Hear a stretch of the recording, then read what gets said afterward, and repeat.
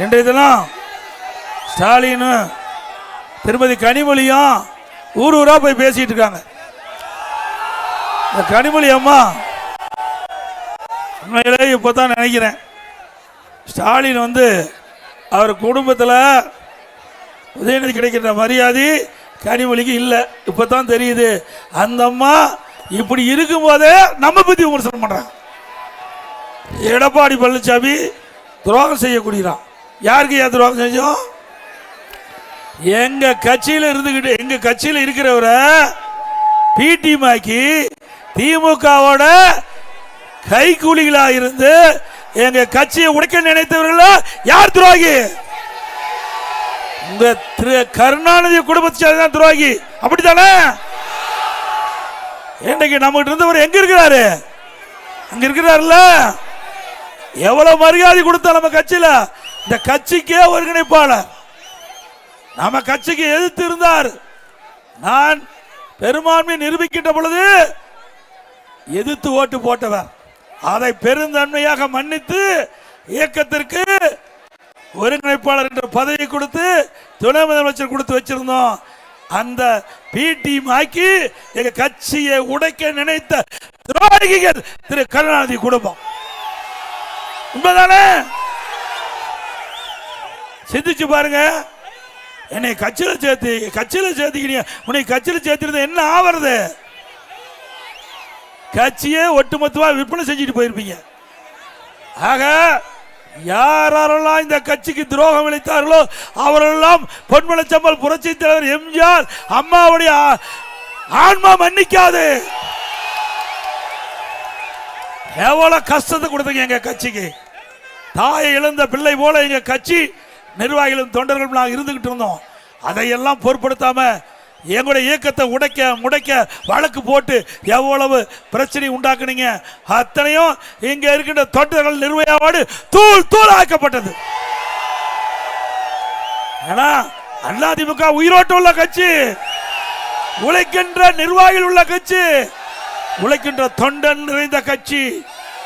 எந்த கொம்பன தொண்டனை கூட தொட்டு பார்க்க முடியாது. நம்ம கட்சியை கண்டா எல்லாத்துக்கும் பொறாம இருக்குதுக்கு காரணம் என்ன?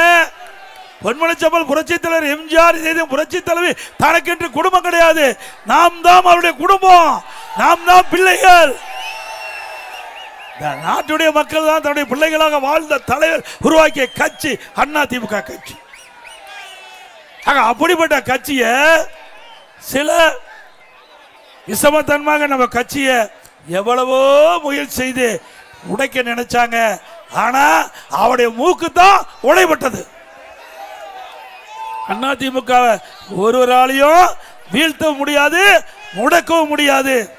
இன்னொரு மனுஷன் சொல்றார் 10 தோல்வி கண்ட பழனிசாமி அப்படின்னு. நான் வந்தது இடையில தான் வந்தேன். எங்களுடைய இதய புரட்சி தலைவி அம்மா தான் எங்களுக்கு தெய்வம். பொன்மனச்சம்பல் புரட்சி தலைவர் எம்ஜிஆர் தான் எங்களுக்கு தெய்வம். 2 தெய்வங்கள். எங்களை போல சாதாரண மனிதரையும் இந்த நிலைக்கு உயர்த்திய தெய்வங்கள் எங்களுடைய தலைவர்கள். எங்களுடைய தலைவர்கள் மக்களுக்காக வாழ்ந்த தலைவர்கள். உங்களுடைய அப்பா உங்க குடும்பத்துக்காக வாழ்ந்திருக்கார். அப்படித்தானே? அதிமுக என்பது ஒரு ஜனநாயக கட்சி. நம்முடைய தலைவர்கள் ஏழை என்று பார்க்காம, பணக்காரர் என்று பார்க்காம அனைவருக்கும் சம வாய்ப்பை கொடுத்த தலைவர்கள் நம்முடைய தலைவர்கள். அந்த வழியில் வந்ததுதான் நம்முடைய எம்எல்ஏக்கள். என்ன பெரிய கோடீஸ்வரரா, விட்டா பிராஸ்தாரா, சாதாரண குடும்பத்தை இருக்கின்ற இருந்து கட்சிக்கு உழைத்து விசுவாசமா இருக்கிற காரணத்தால எம்எல்ஏ ஆக்கணும். மீண்டும் உங்களால அவருக்கு எம்எல்ஏ என்ற வாய்ப்பு நீங்க உருவாக்கி தரீங்க. எங்களுடைய எம்எல்ஏ மக்களை பிரச்சனை பேசுவாங்க. எங்களுடைய எம்எல்ஏ கூப்பிட்ட குரலுக்கு ஓடி வந்து மக்களுக்கு உதவி செய்யக்கூடிய நற்பண்பு கொண்ட அருமை சகோதரர்கள். இன்றைக்கு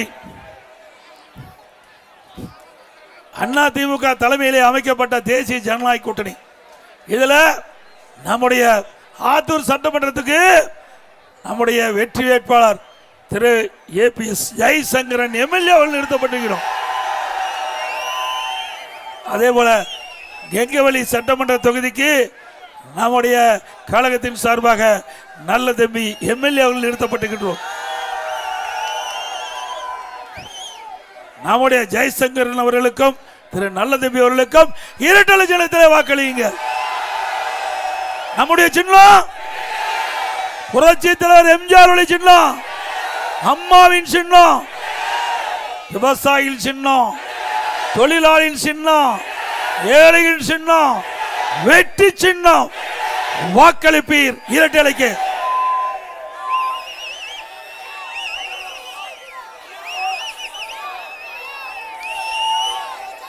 இன்றைய தினம் துரோகி என்று சொன்னா பொருத்தமா இருக்கிறது திரு ஸ்டாலின் குடும்பத்துக்கு தான். திரு ஸ்டாலின், உதயநிதி ஸ்டாலின், திருமதி கனிமொழி அவர்கள். அதிமுக எப்பொழுதும் யாருக்கும் துரோகம் செய்த வரலாறு கிடையாது. மக்களுக்கு சேவை செய்கின்ற இயக்கமான இந்திய அண்ணா திராவிட முன்னேற்ற கழகம். எங்க தொண்டனா தான் சரி, எங்களுடைய நிர்வாகியாக தான் சரி, எங்களுடைய எம்எல்ஏவாக தான் சரி, அல்லது எம்பியாக தான் சரி, அமைச்சராக சரி, இருக்கின்ற காலத்துக்கு மக்களுக்கு என்ன திட்டங்களை கொடுக்க வேண்டும் என்ற எண்ணம் தான் என்ன இருக்கும். திமுக அப்படி இல்லை. அவள் ஆட்சிக்கு வந்த உடனே எப்படி கொள்ளையடிக்க வேண்டும் என்பதுதான் என்ன இருக்கும். வேற என்னமே அவர்கள் ஞாபகம் இருக்காது. இன்றைக்கு முதலமைச்சர் பேசுறார் 10 தோல்வி கண்ட பழனிசாமி. திரு ஸ்டாலின் அவர்களே 2021 2021 2011 21 வரை 10 ஆண்டு அண்ணா திமுக ஆட்சி. 2011 2021 வரை அனைத்து இந்திய அண்ணா திராவிட முன்னேற்ற கழக ஆட்சி. மாண்புமிகு அம்மா அவர்கள் 2016 வரை தமிழகத்துடைய முதலமைச்சர் பொறுப்பேற்றாங்க. அதுக்கு பிறகு உங்களுடைய தயவால் கழக நிர்வாகியால் நான் முதலமைச்சராக பொறுப்பேற்றேன். ஆக 10 ஆண்டு காலம் ஒரு பொற்கால ஆட்சி கொடுத்தது அண்ணா திமுக. கொடுத்தோம்ல. அது எப்படிப்பட்ட காலம்? வறட்சி, புயல், வெள்ளம், கொரோனா, இப்படிப்பட்ட காலத்தில் கூட ஒரு நல்ல ஆட்சி கொடுத்த அரசாங்கம் அண்ணா திமுக அரசாங்கம். 2011 தேர்தல் உங்க அப்பா இருக்கின்ற பொழுது திரு கருணாநிதி அவர்களும் திரு ஸ்டாலின் அவர்களும் என்னென்னமா குட்டிக்கரை நடிச்சு பார்த்தாங்க. எதிர்கட்சி வரிசையில் கூட உட்கார முடியல. முடிஞ்சுதா?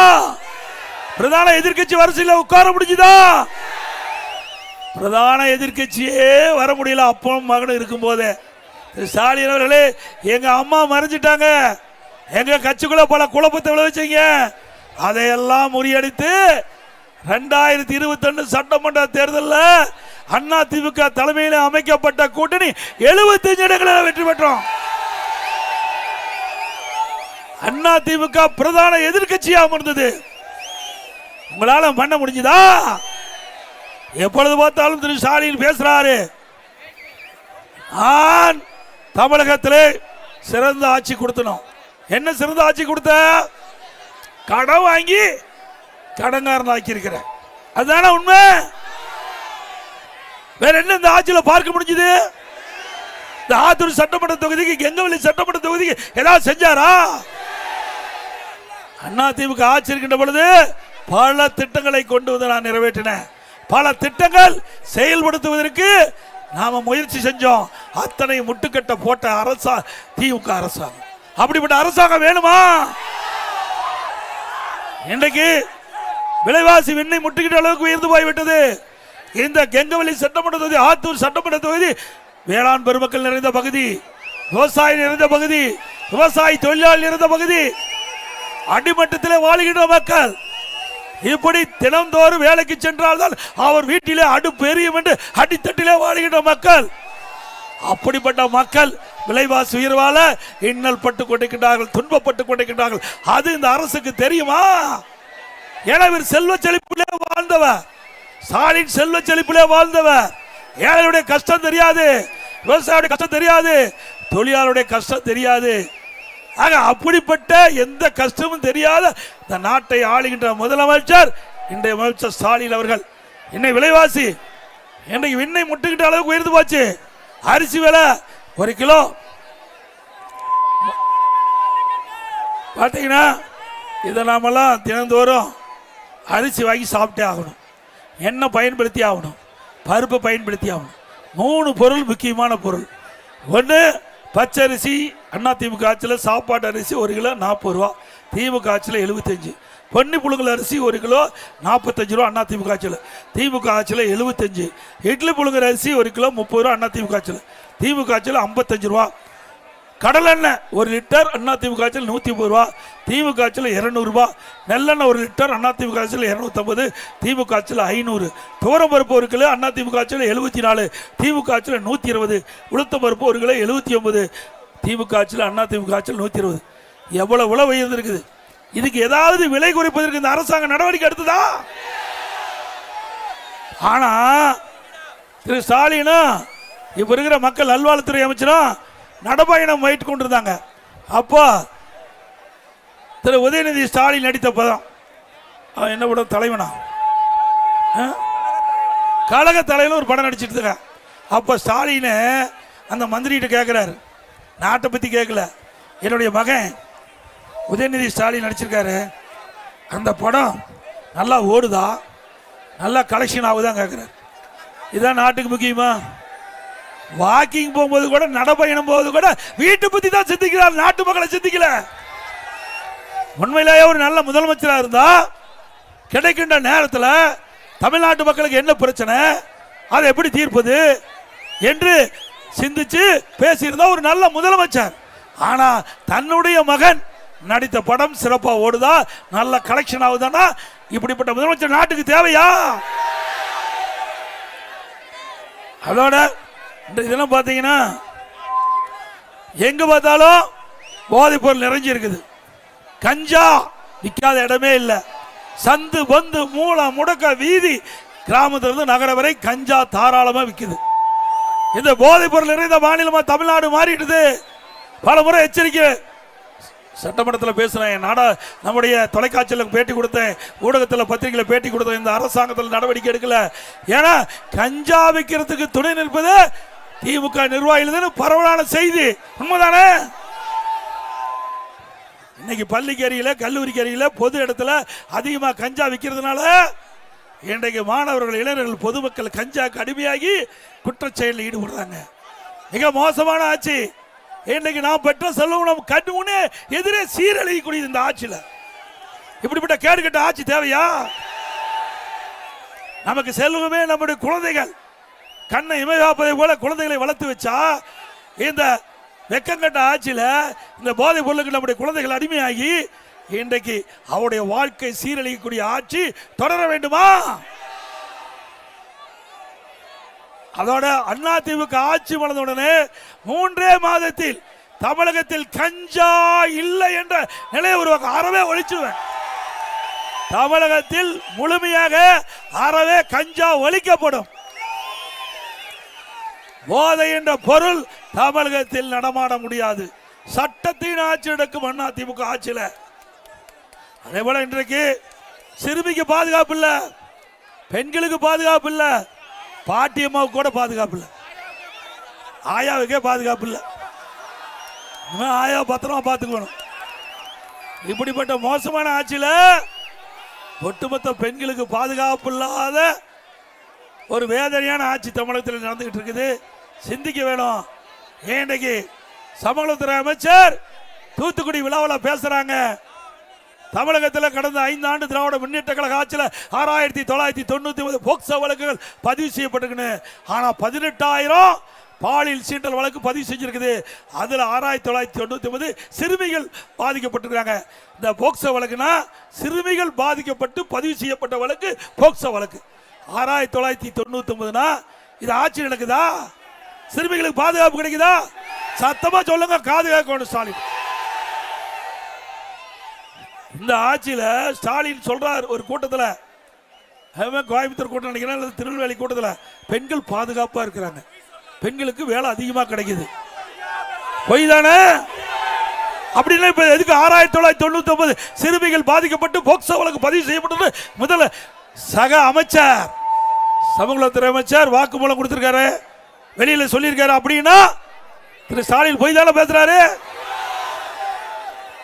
ஆக இந்த மாநிலத்தில் பெண்களுக்கு பாதுகாப்பு இல்லை. ஒட்டுமொத்த பெண்கள், ஒட்டுமொத்த மக்களுக்கே பாதுகாப்பு இல்லை. இன்னைக்கு பார்த்தீங்கன்னா சிவகங்கையில் நாங்குநேரியில் போதை ஆசாமி இருசக்கர வாகனத்தில் போகிறாங்க, சாலையில் நிற்கிறவங்களை வெட்டி சாய்க்கிறான். அவனுக்கு அதுக்கு சம்மதம் இல்லை, போதை ஏறி போச்சு, என்ன செய்துன்றே தெரியல, போட்டு சாதிக்கிறான், வெட்டுறான், குத்துறான், சாகுறான். இன்னொன்று கேவலமானது, நமக்கு திருநெல்வேலியில் 9ஆம் வகுப்பு படிக்கிற பெண் குழந்தைகள் பள்ளிக்கு எதுக்கு அனுப்புகிறோம்? கல்வி கேட்க அனுப்புகிறோம். இந்த ஆட்சியில் 9ஆம் வகுப்பு படிக்கிற பெண் குழந்தைங்க என்ன மது அருந்ததுங்க. தம்பி இந்த கொடியை தூக்க முடியுப்பா, தம்பி கொடியை தூக்க முடியுப்பா, கொடியை தூக்க தள்ளுப்பா. 9ஆம் வகுப்பு படிக்கிற மாணவி, 9ஆம் வகுப்பு படிக்கிற மாணவி மது அருந்துகிற காட்சி எவ்வளவு கேவலம். நம்முடைய பெண் பிள்ளைய கண்ணை எமைகாப்பதோ பெட்ரோல் காக்குறோம், பள்ளிக்கு அனுப்புறோம், நல்லா படிச்சு அந்த குழந்தைகளுக்கு நல்ல எதிர்காலம் உருவாக வேண்டும் என்று ஒவ்வொரு தந்தையும் தாயும் கனவு காண்கிறோம். அந்த கனவு எல்லாம் மண்ணள்ளி போட்ட அரசாங்கம் தொடர வேண்டுமா? என்ன செங்கல்பட்டுல பேருந்துல போறாங்க, சீருடை போட்டுக்கிட்டு பெண் பிள்ளைகள்லாம் அங்க வாங்கி சரக்கடிக்குது. எவ்வளவு கொடுமை. இதற்கு பிறகு பள்ளியில திருநெல்வேலி பக்கம் பள்ளியில படிக்கிற மாணவன் பின்னாண்ட அருவாளை சுருகிட்டு வரான். புத்தகம் படிக்கிற கையில அருவாளை ஏந்திக்கின்ற நில உருவாச்சு. இப்படி இருக்கின்ற ஆட்சி தேவையா? சிந்திச்சு பாருங்க. இன்னைக்கு பள்ளியில் படிக்கின்ற குழந்தைகள் எந்த அளவுக்கு தரம் தாழ்ந்து போகின்ற அளவுக்கு இந்த ஆட்சியுடைய நிலை இருக்குது. இப்படிப்பட்ட ஆட்சியை அகற்றுவீர்களா?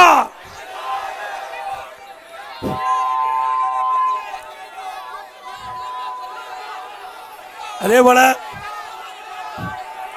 இந்த ஆட்சி ஏற்பட்ட பிறகு மின் கட்டணம் 67% உயர்ந்தாச்சு. மின் கட்டணம் 67%. கடைக்கு பீக்கவர் டபுள் சார்ஜ் சொல்றாங்க. அதே போல இன்னைக்கு நகராட்சியில் இந்த ஆட்சி வந்த பிறகு அண்ணா திமுக ஆட்சியில் இருந்து விட இப்பொழுது 100% வரி உயர்வு, வீட்டுக்கு 100% உயர்வு, ஆண்டுக்கு 6% வரி உயர்வு, 2 வருஷத்துல 12% உயர்த்திட்டாங்க. பிறகு கடைக்கு 150% வரி உயர்வு, ஆண்டுக்கு 6% உயர்ச்சாச்சு. பிறகு குடி வரி உயர்வு, குப்பைக்கு வரி போட்டாங்க. இப்படி மக்கள் சிந்திக்கின்ற அளவுக்கு மிக மோசமான ஆட்சி தேவையா? அது மட்டும் இல்ல, இன்றைக்கு அண்ணா திமுக ஆட்சி வந்த உடனே ரேஷன் கடையில் அரிசி போடுறோம், அந்த அரிசி தரம் இல்லாமல் இருக்குது. என்னிடத்துல புகார் வந்திருக்குது, நான் அந்த அரிசியை பார்த்தேன். இனி அண்ணா திமுக ஆட்சிக்கு வந்த உடனே எத்தனை ஆயிரம் கோடி செலவானாலும் பரவாயில்ல, கடையில் வாங்குற அரிசி மாதிரி தரமான அரிசி கொடுப்போம். ஏழைகள் அற்புதமா அந்த அரிசி சமைச்சு உண்ணுகின்ற நிலை உருவாக்கி தருவோம். அதுபோல அண்ணா திமுக ஆட்சி வந்த உடனே ரேஷன் கடையில் விலையில்லா அரிசி கொடுக்கிறோம். இனி விலையில்லா பருப்பு கொடுக்கப்படும், விலையில்லா சமையல் எண்ணெய் வழங்கப்படும். அதே போல நீண்ட காலமாக நம்முடைய கெங்கவெளி சட்டமன்ற தொகுதி, ஆத்தூர் சட்டமன்ற தொகுதி விவசாய பகுதி மக்கள் இன்றைக்கு வறண்ட பகுதியில் ஏரி குளங்கள்லாம் மேட்டூரிலிருந்து வெளியேறிய உபரி நீரை நீரேற்று மூலமாக கொண்டு வந்து நிரப்ப வேண்டும் என்ற கோரிக்கை நிறைவேற்றப்படும். மத்திய அரசாங்கம் அறிவிப்பு வெளியிட்டு இருக்குது. இந்தியா முழுவதும் ஜாதிவாரி கணக்கெடுப்பு எடுக்கப்படும் என்று மத்திய அரசு அறிவிச்சிருக்குது. அதை அதிமுக ஆட்சி வந்த உடனே ஜாதிவாரி கணக்கெடுப்பு தமிழகத்திலே நடத்தப்படும்.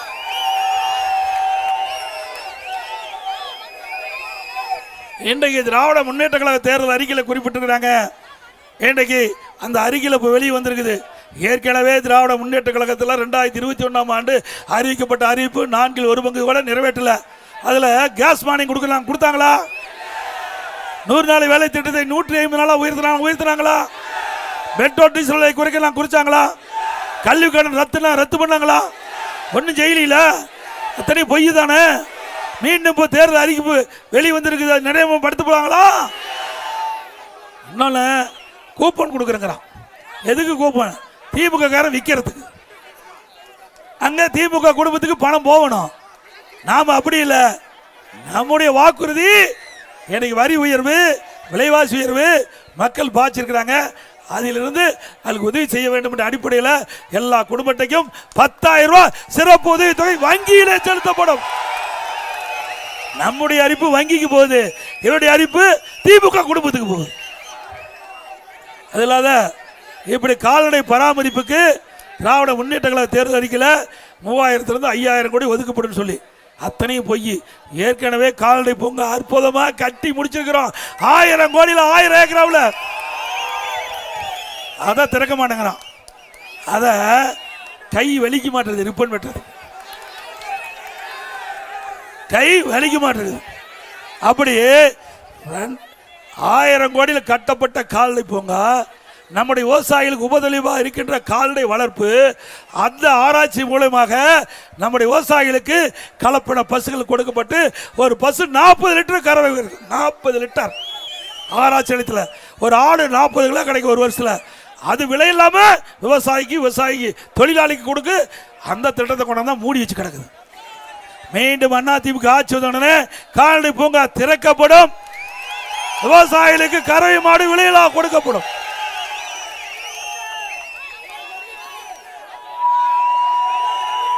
அதே போல விவசாயிகளுக்கு குடிமராமத்து திட்டம், அந்த குடிமராமத்து திட்டம் நிறுத்திட்டாங்க. மீண்டும் அதிமுக ஆட்சி வந்தா தொடரும். விவசாயிகளுக்கு மும்முனை மின்சாரம் தொடரும். அம்மா மினி கிளினிக் ரத்து பண்ணிட்டாங்க. மீண்டும் அம்மா மினி கிளினிக் தமிழ்நாட்டில் திறக்கப்படும். 4.5 ஆண்டு காலமாக தொடர்ந்து வற்புறுத்தி வந்தோம். அரசு பள்ளியை படிக்கின்ற மாணவர்கள் லேப்டாப் கொடுக்கணும், கொடுக்கவே இல்லை. மக்களுடைய செல்வாக்கிழந்த இளைஞருடைய செல்வாக்கிழந்த காலத்தில் வேண்டுமென்ற திட்டப்பட்டு வேக வேகமாக அவருடைய வாக்குகளை பெறுவதற்கு இப்போ லேப்டாப் அறிவிச்சிருக்காங்க. தரமில்லாத லேப்டாப். மீண்டும் அதிமுக ஆட்சி வந்தால் நம்முடைய மாணவர்களுக்கு லேப்டாப் கொடுக்கப்படும். இன்றைக்கு அரசு பள்ளியை படிக்கின்ற மாணவர்கள் இன்றைக்கு அவர்களுக்கு 7.5% உள்ளிடங்களை கொண்டு வந்து அவள் மருத்துவர் ஆக வேண்டும் என்ற கனவை நனவாக்கி இருக்கிறோம். அதன் மூலம் இதுவரை 3000 பேர் இந்த இடஒதுக்கீட்டில் இடம் கிடைச்சு இன்னைக்கு மருத்துவக் கல்வி கிடைக்குது. இந்த மருத்துவக் கல்வியில் இடம் கிடைச்சவர்கள் ஏழைகள், அவர்களுக்கு மருத்துவக் கல்வி கட்டணம் செலுத்த முடியவில்லை. அது எனக்கு தெரிந்தவுடன் அந்த இடஒதுக்கீட்டில் இடம் கிடைத்த மாணவர்கள் அனைவருக்கும் கல்வி கடனை அரசாங்கமே செலுத்தும் என்ற அறிவிப்பை கொடுத்து ₹1 செலவு இல்லாமல் அரசு பள்ளி படிக்கிற மாணவர்கள் மருத்துவராக இருக்கிறார். நம்முடைய மாவட்டத்தில் மட்டும் சுமார் 250 பேர் இன்றைக்கு அரசு பள்ளி படித்த மாணவர்கள் இன்றைக்கு மருத்துவராக இருக்கிறாங்க. இது சாதனை அல்லவா? இப்படி ஒரு திட்டத்தையாவது திராவிட முன்னேற்ற கழக அரசு செயல்படுத்தி இருக்குதா? நாம் கொண்டாந்த திட்டத்தை முடக்காக இருந்தாலும் பரவாயில்ல, அத்தனையும் முடக்கி வச்சிருக்கிறாங்க. அதே போல அதிமுக ஆட்சி வந்த உடனே எல்லா குடும்பத்தையும் விலை இல்லாமல் ஃப்ரிட்ஜ் வழங்கப்படும். எல்லா குடும்பத்தையும் அதிமுக ஆட்சி வந்த உடனே குடும்ப தலைவர் மீது ₹2000 வங்கி கணக்கிலே செலுத்தப்படும். மாதம் பணிக்கு செல்லுகின்ற பெண்களுக்கு மானியம் 25,000 5 லட்சம் அம்மா இருசக்கர வாகனம் வழங்கப்படும். ஒவ்வொரு குடும்பத்திற்கு 3 விலையில்லா சிலிண்டர் ஆண்டுக்கு வழங்கப்படும். ஒவ்வொரு தைப்பொங்கல் வருகின்ற பொழுது பொங்கல் தோப்பு கொடுக்கிறோம், அதோட ₹1000 உதவித்தொகை வழங்கப்படும் ஒவ்வொரு தைப்பொங்கல் ஆண்டும். அதே போல இப்பொழுது மகளிர் தான் நகர பேருந்தில் கட்டணம் இல்லாமல் பயணம் பண்றாங்க. இனி ஆண்களும் கட்டணம் இல்லாமல் நகர பேருந்தில் பயணம் செய்யும். அதே போல இன்றைக்கு அம்மா இல்லம் திட்டம், அந்த அம்மா இல்லம் திட்டத்தில் அனைத்து ஏழைகள் ஜாதி பாகுபாடு இல்லாமல் வீடு இல்லாத அனைத்து ஏழைகளுக்கும் அற்புதமான காங்கிரீட் வீடு நகரத்திலும் கட்டி கொடுக்கப்படும், கிராமத்திலும் கட்டி கொடுக்கும். அதோட பட்டியலின மக்கள், ஆதிராவிட மக்கள், அரிதிர மக்கள், மலைவாழ் மக்கள் எல்லாருக்குமே வீடு இல்லாதவர்களுக்கு காங்கிரீட் வீடு கட்டி கொடுக்கப்படும். அதோட அந்த குடும்பத்தில் இருக்கின்றவர்கள் ஆண் வாரிசு திருமணமாகி தனி குடித்தனம் போனால் அவர்களுக்கு அரசாங்கமே சொந்தமாக இடம் வாங்கி அற்புதமான காங்கிரீட் வீடு அந்த ஏழை மக்களுக்கு கட்டி கொடுக்கப்படும். முதியோர்களுக்கு தற்போது வழங்கப்படுகின்ற அந்த உதவித்தொகை உயர்த்தி வழங்கப்படும். கட்டிட தொழிலாளர்கள், அந்த தொழிலாளர்கள் பணி செய்கின்ற பொழுது தவறி விழுந்து உயிரிழந்தால் அந்த குடும்பத்திற்கு 25 லட்சம் நிவாரண உதவி வழங்கப்படும். அதே மாதிரி ஜல்லிக்கட்டு போட்டி,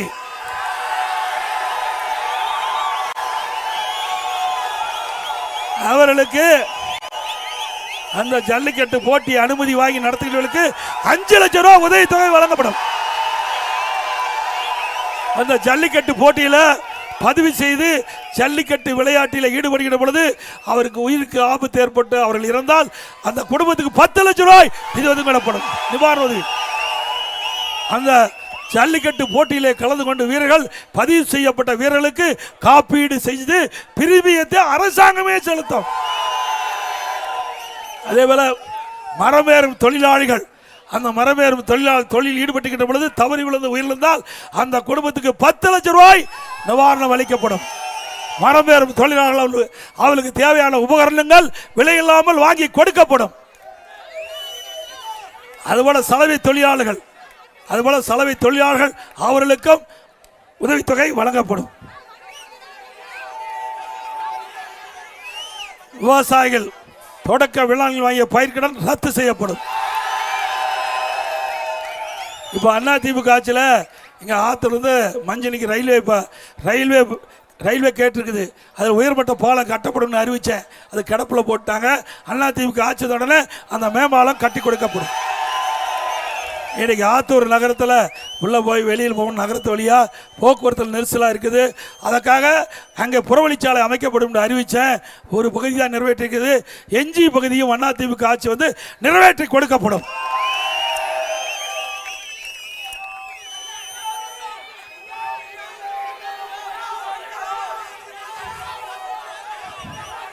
மக்களை காப்போம், தமிழகத்தை மீட்போம். தமிழகத்தை